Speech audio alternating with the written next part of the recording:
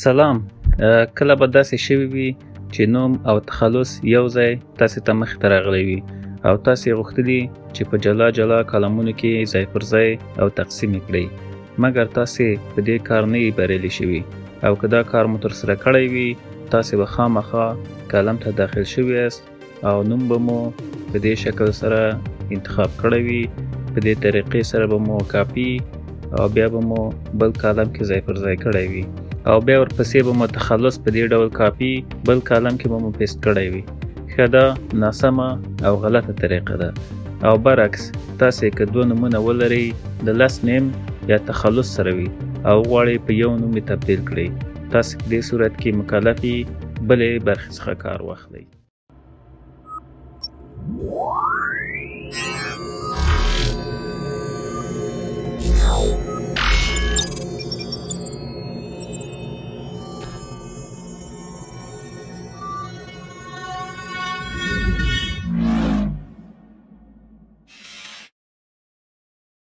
صفی الله نوري یم.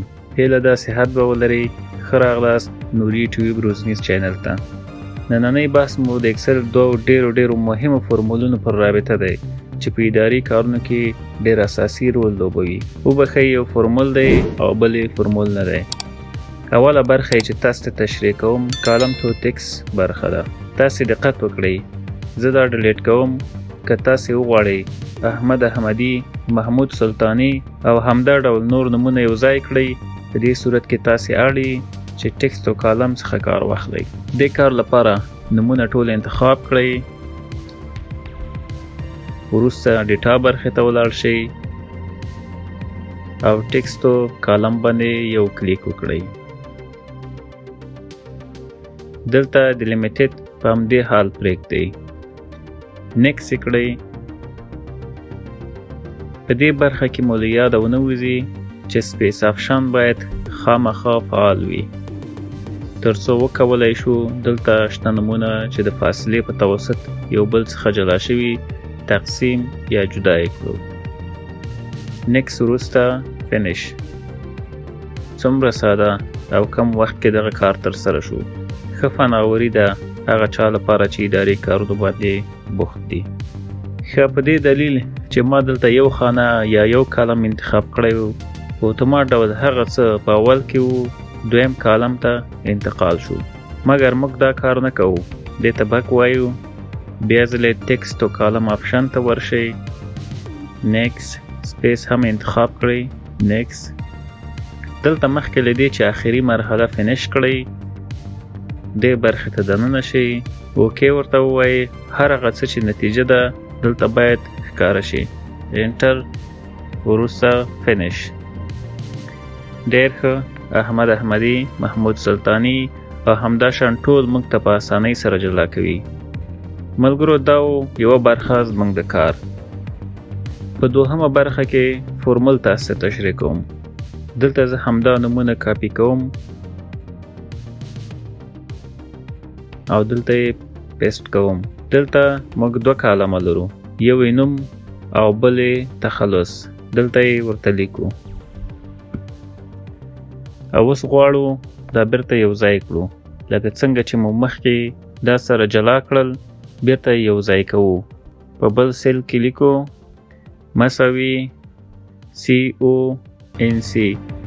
ګورئ لاندې هم لیکل کیږي کانکټ نت. همدې باندې کلیک وکړئ، کافي ده.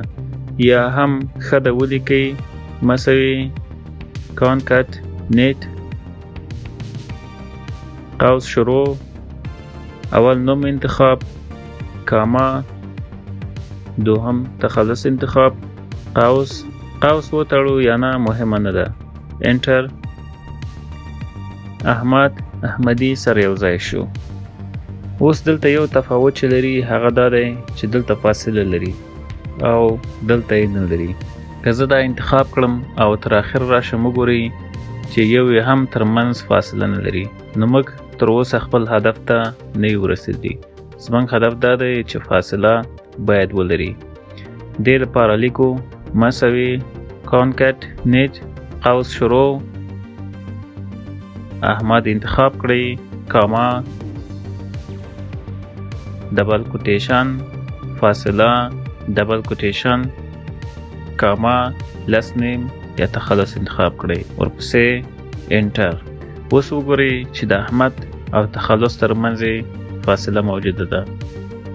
دا لاندې طرف ته غوځوو. هر یو تاسو ویني چې فاصلې لري. ملګرو، دا دوه طریقې په اکسل کې ساده خو ډېر مهم رول په یوې ادارې کار کې لوبولی شي.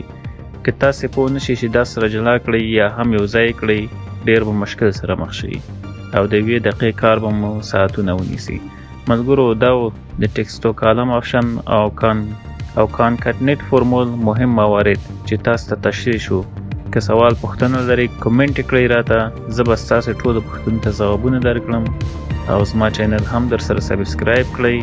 زه ستاسو لپاره ډېر هلې ځلې کوم ترڅو مفیده او ګټورې ویډیوګانې په پښتو ژبه تاسو ته چمتو کړم چې ستاسو د قبول وړ وګرځي. تر بلې روزنیزې ویډیو ښه وخت، ښې چارې.